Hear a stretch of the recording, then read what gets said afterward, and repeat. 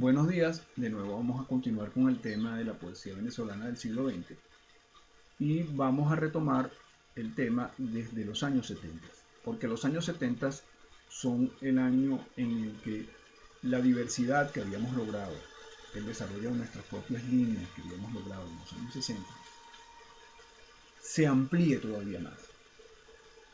Y se amplía de tal modo que ya incluso podemos hablar de solitarios en nuestra poesía. Podemos hablar de Ana Enriqueta Terán, por ejemplo, podemos hablar de José Rafael Álvarez, por ejemplo, que son dos grandes solitarios y que, digamos, son poetas con una obra coherente, una obra bien desarrollada, bien evolucionada y que representan lo mejor de nuestra poesía.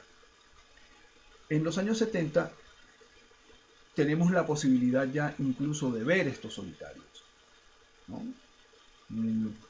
Y eso nos indica que la amplitud ha llegado hasta el punto en el que incluso ya tenemos una línea de solitarios. Y esto es muy importante y muy valioso. En los años 70 vamos a tener dos líneas que van a desprenderse de esta tremenda amplitud que hemos logrado. Y una de ellas tiene que ver con el símbolo, con la melodía, con lo sugerente. Y la otra línea tiene que ver con la imagen objetiva, lo prosódico y lo directo. Y estas dos líneas, digamos, que podríamos llamarla una de influencia francesa y otra de influencia de habla inglesa, que se habían mantenido de alguna manera combinadas, a partir de los años 80 van a estar como bien definidas. Y en los años 80, digamos, se va a hacer muy popular esta línea impuesta por la literatura de habla inglesa. Cosa que no es ni buena ni mala, sino que fue una realidad que ocurrió, ¿no? Hay dos poetas que a mí me interesa señalar con respecto a esta condición que se nos va a presentar en la década de los 80. Uno de ellos es un gran solitario, que es Gelindo Casasola, Calígaro, que podríamos llamarlo como un poeta no solo solitario por su condición, sino también por las características de su poesía. Es una poesía mística, es una relación mística que lo vincularía de alguna manera con Miguel Ramón Utrera, lo vincularía con José Antonio Ramos Sucre, lo vincularía con ese aspecto metafísico de Ida Granco y lo vincularía con el aspecto metafísico de Rafael Cadenas. Y esto es interesante porque al mismo tiempo Gelindo Casasola es un experimentador, es decir, que igualmente lo podríamos ver como vinculado a la línea de Juan Sánchez Peláez y de Alfredo Silva Estrada, ¿no? De buscar nuevas posibilidades con la imagen en cuanto a la melodía, en cuanto al verso. Y esto es muy importante porque estamos hablando de un poeta que es el producto de nuestra condición poética. O sea, la condición poética de nuestro movimiento ya puede producir un poeta como Gelindo Casasola, que es prácticamente un condensador de posibilidades y lo más interesante es que es un condensador de posibilidades a través de la cualidad mística de la poesía. Podemos también vincularlo con esa línea abierta por Elías David Curiel a principios de las décadas del siglo XX, podríamos vincularlo con esa línea, demostrando ya una vez más que el movimiento poético venezolano es un movimiento completo. Es un movimiento tan completo que para los años 80 debería existir una antología de poesía venezolana en una editorial importante de países como México, como Argentina, como Uruguay, como España, como los Estados Unidos, como Italia, como Alemania, etcétera, etcétera, etcétera. Y para los años 80 no teníamos una difusión de nuestro movimiento poético, y eso, digamos, era evidente por el hecho de que ninguna editorial importante de estos países había publicado una antología de poesía venezolana. Y les voy a decir algo, es responsabilidad nuestra. Estuvimos tan concentrados en nosotros mismos que no pensamos en la difusión de lo que estábamos haciendo aquí. Y en los años 80 es patético esta situación porque, digamos, podemos tener un poeta como Gelindo Casasola y podemos tener un poeta como Armando Rojas Guardia, contemporáneos, completamente diferentes, completamente opuestos, incluso uno respondiendo a una línea de nuestra tradición francesa, italiana, española, otra proponiendo una línea de nuestra tradición española, angloparlante, ¿no?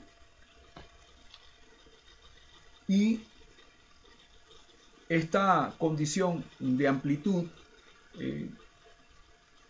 entra en los años 80 con una predominante dominación de lo prosódico y de la poesía cotidiana.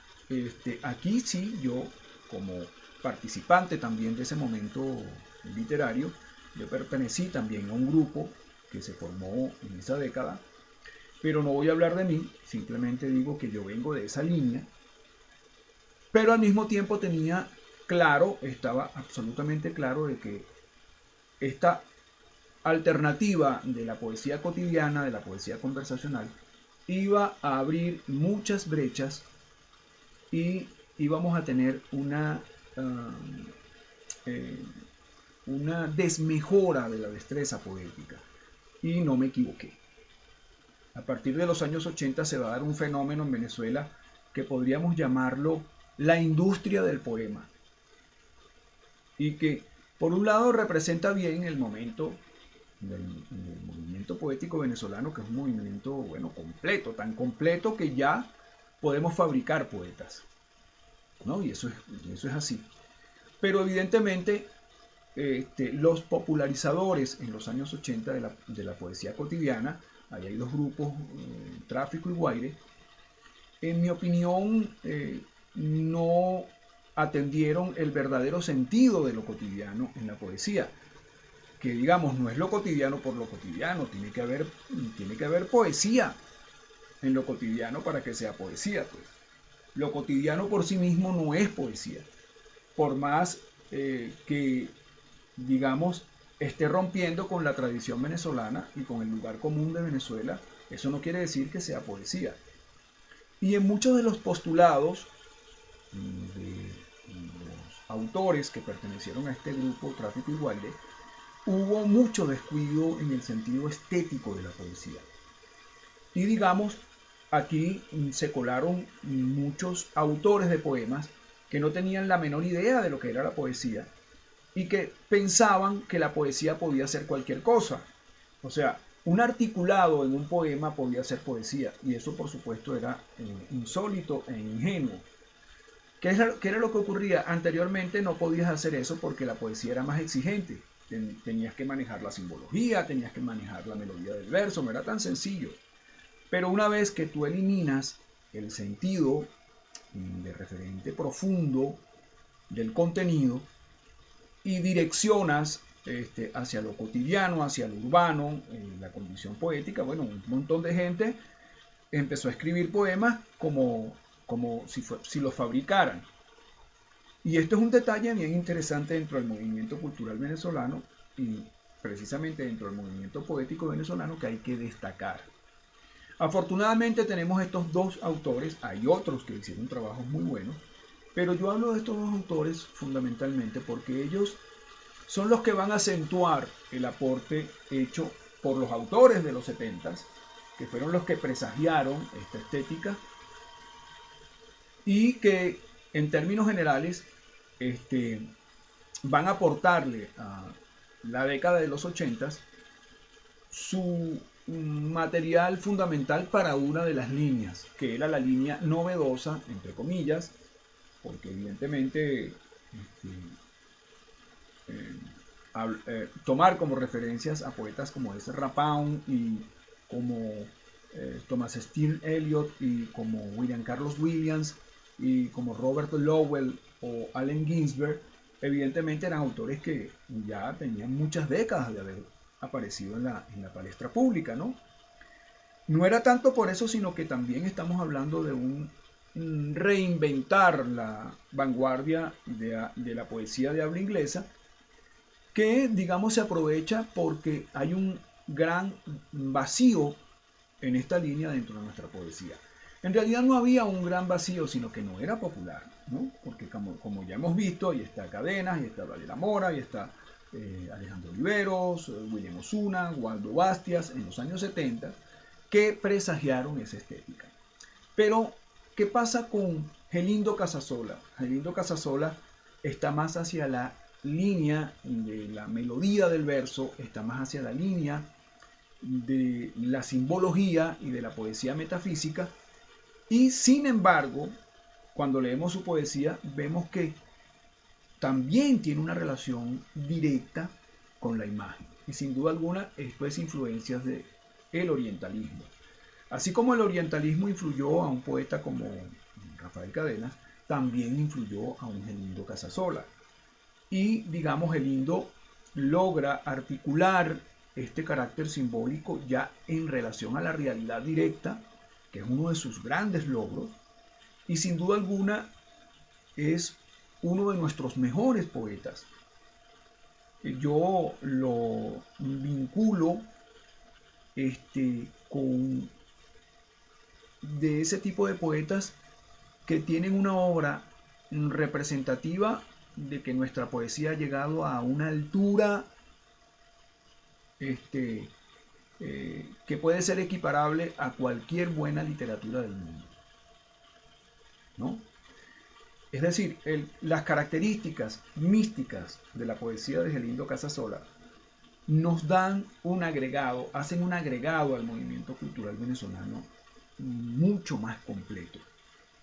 Rojas Guardia posteriormente y al mismo tiempo también tocaba este aspecto metafísico, también tocaba este aspecto místico, pero de un modo muy diferente, de un modo en que la controversia con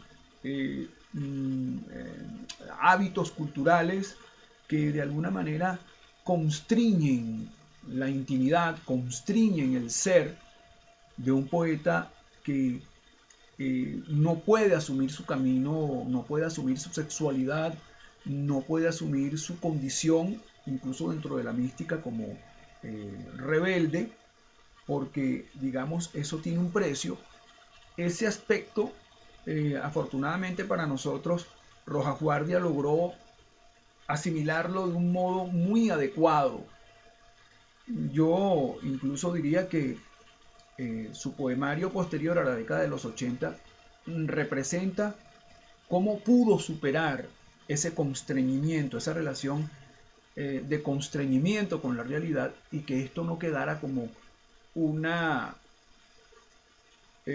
tópico estético de su poesía, sino que fuera asimilado como poesía, que se integrara a su voz como poeta, y eso lo logró fuera de los 80.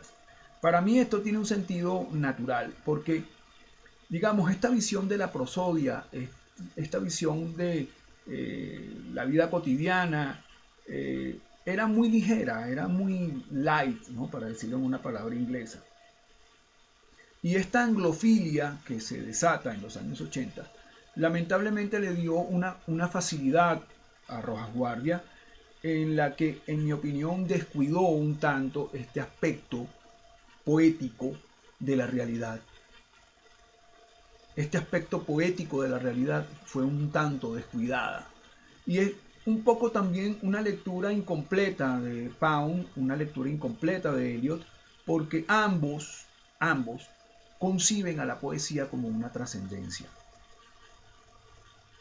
De hecho, lo cotidiano, lo directo, no reviste sino un detalle de herramienta.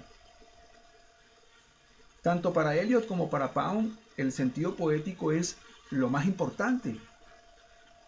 Es mucho más importante que esta dirección de la imagen, esta condición objetiva de las imágenes. Eso se podría decir que es secundario para lo que ellos concebían como el sentido poético. Y no es casualidad, por cierto, y eso yo lo decía en los años 80, que Thomas Stearns Eliot era un admirador de Saint-John Perse, que es un poeta francés, y de quien Eliot toma aspectos muy importantes con respecto al tratamiento del símbolo. Y esto es interesante, ¿no? Porque de alguna manera desmistifica esta popularización torpe que se dio en los años 80, que afortunadamente en los 90 fue condensada. El propio Rojas Guardia, en su primer poemario de los 90, muestra que ha condensado su condición y que se ha dado cuenta que el sentido poético es lo más importante en la poesía. Afortunadamente para nosotros, por el otro lado, eso ya lo sabía y estaba perfectamente claro en Gelindo Casasola. Esa es la gran ventaja de Gelindo Casasola. Lo que ocurre es que Gelindo Casasola, cuando tú lo nombras como poeta de los 80s, prácticamente no tiene casi nada que ver con esta estética de la poesía cotidiana, de la poesía conversacional. Y sin embargo tiene que ver, ¿no? Esto es interesante, tiene que ver en la relación con las imágenes objetivas. Tiene que ver, porque también es lo que ocurre con Gelindo Casasola. Es un poeta completo, es un poeta redondo. Una de las ventajas de los poetas redondos es que saben utilizar los recursos, independientemente si estos vienen de una tendencia o de un idioma, o de la poesía en un idioma, ¿no? Él, por ejemplo, tenía mucha relación con la poesía italiana, Gelindo Casasola, ¿no? Y se nota la influencia de la poesía italiana en su obra. Pero esto es importante porque, digamos, ahí está esa línea de solitarios representada por Gelindo Casasola, y al mismo tiempo está una poesía actual, una poesía que yo recomiendo, junto con las de Rojas Guardia, por supuesto, pero que demuestran una coherencia y una madurez, en mi opinión personal, superior a la de Rojas Guardia, para los años 80. Afortunadamente para nosotros, Rojas Guardia logra madurar, porque ahí es donde está la condición de un buen poeta, que madura, que su maduración es constante. Y yo quisiera que nosotros, cuando hablásemos de este periodo que va entre el 80, 90 hasta nuestros días, entendamos que pasamos a un momento de mucha precaución. ¿Por qué? Porque a partir de los 90 vamos a tener una manifestación muy populosa. Vamos a tener no solo la fábrica de poemas de los años 80, sino que vamos a tener también publicaciones. Y esto va a mostrar por primera vez que en la propia actualidad tenemos que hacer una selección. Es decir, yo para poder hablarles de estos últimos 30 años voy a tener que hacer un cambio de viraje. Y ese cambio de viraje posiblemente elimine el nombrar a ciertos poetas y me dedique más bien a hablar sobre las técnicas y sobre los procedimientos poéticos que hemos venido empleando en los últimos 26 años. Eso va a ser un cambio que ustedes van a notar, ¿no? Y esto se debe fundamentalmente al hecho de que es un movimiento vivo, es un movimiento que está en pleno desarrollo, para decirlo de alguna manera, y amerita una investigación. Como les digo, yo como partícipe de ese movimiento puedo hacer una síntesis en términos de procedimientos técnicos, en términos de tendencias, en términos de planteamiento, pero no puedo hablar, como venía hablando hasta ahora, de autores específicos. Ahora, digamos, hay que hablar de tendencias y procedimientos dentro de esta diversidad ya de manifestación. Es decir, lo que quiero decir es que ahora se están publicando, o sea, en los últimos 26 años se ha publicado mucho en Venezuela como nunca antes se había publicado, y la cantidad de poetas que se han publicado es enorme, enorme, enorme. Y es, yo diría, muy delicado nombrar autores. Yo por eso prefiero hablar de procedimientos. Sin embargo, vamos a ver cómo resulta esta fase de mi exposición, y espero que pues sigamos en sintonía por esta línea. Muchas gracias.